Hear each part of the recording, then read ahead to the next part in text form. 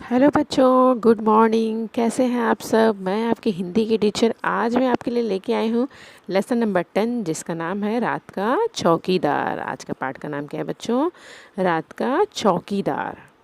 और इसके लेखक हैं बच्चों सुरेश कुशवाहा, तन्मय। ठीक है बच्चों, पाठ का नाम क्या है? रात का चौकीदार। और इसके लेखक हैं सुरेश कुशवाहा, तन्मय। और बच्चों ये पूरक पठन है, ठीक है? ये क्या है? पूरक पठन है, ठीक है? एक बार हम फिर से रिपीट करते हैं। आज का पाठ का नाम है रात का चौकीदार और इसके लेखक हैं सुरेश कुशवाहा, तन्मय जी। चलिए देखते हैं इस पाठ के जरिए वो हमें क्या शिक्षा देना चाहते हैं, क्या उपदेश देना चाहते हैं। ये एक बहुत ही छोटी सी लघु कथा है, ठीक है बच्चों? चलिए देखते हैं, इसका पढ़ते हैं हम। इसका परिचय जान लेते हैं। लेखक का परिचय है कि वो उनका जन्म जो था वो जबलपुर मध्य प्रदेश में हुआ था। और इनका परिचय है, तन्मय जी कवि लेखक के रूप में प्रसिद्ध हैं। उनकी रचनाएं विभिन्न पत्र पत्रिकाओं में भी छपती है। उनकी कृतियां हैं अक्षरहीन जलाएं, बाल कविता संग्रह, छोटू का दर्द, कहानी, शेष कुशल है, काव्य संग्रह आदि इनकी कृतियां हैं। किसकी? यानी कि सुरेश कुशवाहा, तन्मय जी की ये सारी कृतियां हैं, इनकी रचनाएं हैं। और एक प्रसिद्ध कवि रह चुके थे बच्चों ये। और इनकी जो रचनाएं थी ये सारी चीज़ें वो पत्र पत्रिकाओं में, हर जगह मैगजीन्स में, सब जगह पे छपती थी।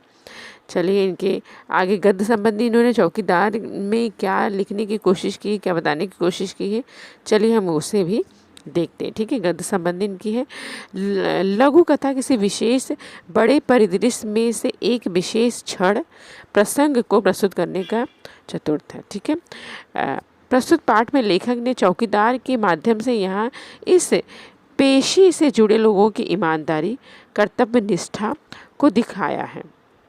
वहीं पे कुछ लोगों की मुफ्तखोरी को दर्शाते हुए जन जागृत करने का प्रयास किया है। यानी कि जो चौकीदार होता है बच्चों, हमारा वॉचमैन जो होता है, उसके कुछ लोग कितने ईमानदार होते हैं, कर्तव्यनिष्ठ होते हैं, उनके बारे में बताया। और कुछ लोग कैसे होते हैं, मुफ्तखोर, जो ये सारी चीज़ें उन्होंने जन जागृत यानी कि संसार को दिखाने का प्रयास करने की कोशिश की है। ठीक है, रात के चौकीदार चैप्टर के द्वारा किसने? सुरेश कुशवाहा, तन्मय जी ने। ठीक है, चलिए देखते हैं, इस पाठ को पढ़ते हैं और बहुत ही इंटरेस्टिंग पाठ है। दिसंबर जनवरी की हार्ड कापटी ठंड हो। बच्चों कठिन शब्द भी लिखते जाइए, कॉपी और पेन निकाल लीजिए और मैं कठिन शब्द भी लिखवाते जाऊंगी।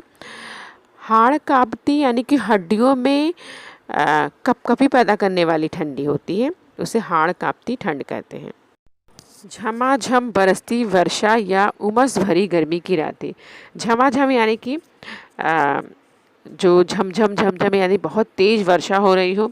उमस भरी गर्मी यानी कि जब हवा नहीं चलती है तो गर्मी पड़ती है, तो उसे बोलते हैं उमस भरी गर्मी। ठीक है, तो यहाँ पर है जो चौकीदार होता है, चाहे वो गर्मी, चाहे जनवरी या दिसंबर की ठंडी हो, हार्ड कांपती ठंडी यानी कि हड्डियों में घुसने वाली ठंडी हो, चाहे तेज़ वर्षा हो, चाहे उमस भरी गर्मी हो। ठीक है, हर मौसम में रात 12 बजे के बाद चौकीदार नाम का यह निरही प्राणी सड़क पर लाठी ठोकते, सीटी बजाते, हमें सचेत करते हुए कॉलोनी में रात भर चक्कर लगाते हुए रोज सुनाई पड़ता है। अब यहाँ पे बता रहे हैं कि हर मौसम में, चाहे जो मौसम हो, चाहे ठंडी का मौसम हो, चाहे गर्मी का मौसम हो, चाहे बारिश का मौसम हो, हर मौसम में रात के 12 बजे चौकीदार नाम का यानी कि चौकीदार नाम का निरही प्राणी यानी कि बेचारा प्राणी, बेचारा वो सड़क पर लाठी ठोकता है, सीटी बजाता है और हमें सचेत करता है यानी कि सावधान करता है, सतर्क करता है। सचेत करना यानी कि सावधान करना, सतर्क करते हुए कॉलोनी में रात भर चक्कर लगाते हुए दिखाई पड़ता है, सुनाई पड़ता है, दिखाई पड़ता है। अंडरलाइन कर लीजिए तीन चीज़ को अंडरलाइन कर लीजिए। लाठी ठोकते हुए, आपको क्वेश्चन पूछा जाएगा चौकीदार कहाँ पे दिखाई पड़ता है, तो लाठी ठोकते हुए। दूसरा है सीटी बजाते हुए। तीसरा है हमें सचेत करते हुए। ठीक है, कॉलोनी में रात भर चक्कर लगाते हुए रोज़ दिखाई पड़ता है। ये चारों चीज़ें आप अंडरलाइन कर लीजिए, आपको क्वेश्चन में पूछा जाएगा। ठीक है बच्चों, आगे देखते हैं हम लोग। हर महीने की तरह पहली तारीख को हल्के से गेट बजाकर खड़ा हो जाता, साहब जी पैसे। अब यहाँ बताया गया है कि हर महीने की जो पहली तारीख आती है हल्के से गेट बजाता है, यानी कि ज़ोर ज़ोर से गेट नहीं बजाता, हल्के से गेट बजाता है। बेचारा आकर खड़ा हो जाता, कहता है साहब जी पैसे दे दीजिए। कितने पैसे? वह उससे पूछता है, यानी कि लेखक जो है उससे पूछता है, किससे? वॉचमैन से पूछता है, चौकीदार से पूछता है कितने पैसे? साहब जी 1 रुपया रोज़ के हिसाब से महीने के 30 रुपये।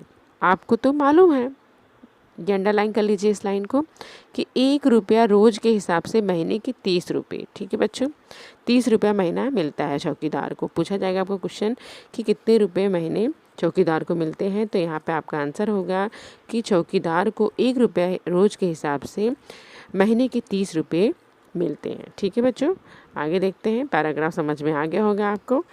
चलिए आगे के पैराग्राफ मैं बताती हूँ आपको।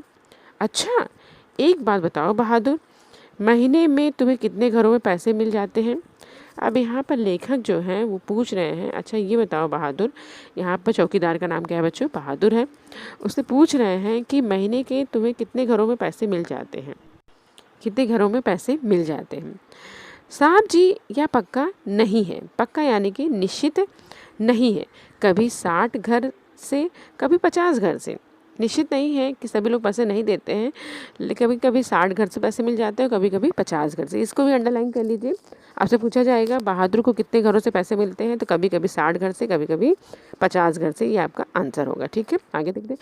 तीज त्यौहार पर बाकी घरों से भी कभी कुछ मिल जाता है। तीज त्यौहार यानी कि पर्व त्यौहार उत्सव जब होता है तो वहाँ से भी कुछ न कुछ उसे त्यौहार पर भी उसे कुछ मिल जाता है। इतने में ठीक ठाक गुजारा हो जाता है हमारा, यानी कि इतना मिलता है कि हमारा ठीक ठाक से गुजारा हो जाता है। गुजारा यानी कि निर्वाह, लिख लीजिए कठिन शब्द। गुजारा यानी कि निर्वाह हो जाता है। पर कॉलोनी में तो 125 से भी अधिक घर हैं, फिर इतने कम क्यों? अब यहाँ पर लेखक क्वेश्चन कर रहे हैं चौकीदार से कि बहादुर ये बताओ कि कॉलोनी में तो 125 यानी 125 घर के करीब हैं, लेकिन तुम्हें 50 या 60 घरों से ही पैसे मिलते हैं, इतने कम क्यों पैसे मिलते हैं? तो फिर तुम उनके घर के सामने सीटी बजाकर चौकसी रखते हो कि नहीं? अब यहाँ पर ये पूछ रहे हैं लेखक जी कि यहाँ पर 125 के घर के करीब हैं, लेकिन जो बाकी घर बचते, जो पैसे नहीं देते तुमको, उनके घर के सामने तुम चौकसी यानी कि रखवाली, चौकसी का कठिन शब्द लिख लीजिए, रखवाली करना, रखवाली करते हो कि नहीं, सीटी बजाते हो कि नहीं उनके घर के सामने? उसने पूछा, यानी कि किसने? लेखक ने इस बात को पूछा, किससे? चौकीदार से पूछा कि तुम उनके घर के सामने सीटी वगैरह, चौकसी वगैरह यानी निगरानी वगैरह रखते हो कि नहीं रखते हो उनके घर के सामने? ठीक है बच्चों, समझ में आ गया होगा ये एक पैराग्राफ भी आपको। हाँ साहब जी, चौकसी रखना तो मेरी जिम्मेदारी है। अब यहाँ पर जो चौकीदार है वो कह रहा है, हाँ साहब जी, चौकसी रखना यानी कि ध्यान रखना तो मेरी जिम्मेदारी है। मैं केवल पैसे के लिए काम नहीं करता हूँ। वो कह रहा है कि मैं पैसे के लिए सिर्फ काम नहीं करता हूँ। फिर उनकी चौकसी रखना तो और ज़रूरी हो जाता है। उनकी चौकसी रखना यानी कि उनके घर की ध्यान रखना और भी ज़रूरी हो जाए। भगवान ना करे यदि उनके घर चोरी वोरी की घटना हो जाए तो पुलिस तो फिर भी हमसे पूछेगी ना। यानी कि भगवान ना करे यदि उनके घर में चोरी वगैरह हो जाए, जो बाकी के घर बचे हैं, और तो पूछताछ के लिए पुलिस तो मेरे पास ही आएगी, मुझे पकड़ के लेके जाएगी। बच्चों यहाँ पे युग्म शब्द आया है चोरी वोरी, अंडरलाइन कर लीजिए इसे। और वो भी हम पर झूठा आरोप लगा सकते हैं। वो भी यानी कि जो बाकी के घर वाले हैं वो भी उस पर, चौकीदार पर झूठा आरोप लगा सकते हैं कि पैसे नहीं देते थे, इसलिए चौकीदार ने ही चोरी करवा दी। कि पैसे नहीं देते थे इसलिए चौकीदार ने मिलकर क्या करवा दिया? चोरी करवा दिया। ऐसा पहले मेरे साथ हो चुका है साहब जी। अब यहाँ पर चौकीदार बता रहा है कि साहब जी मेरे पास साथ ऐसा हो चुका है, पहले मेरे ऊपर चोरी के इल्ज़ाम लग चुके हैं। ठीक है, आगे देखते हैं। अच्छा ये बताओ, रात में अकेले घूमते तुम्हें डर नहीं लगता है? ये क्वेश्चन कौन कर रहा है बच्चों? यहाँ पर लेखक जी खुद क्वेश्चन कर रहे हैं, किससे?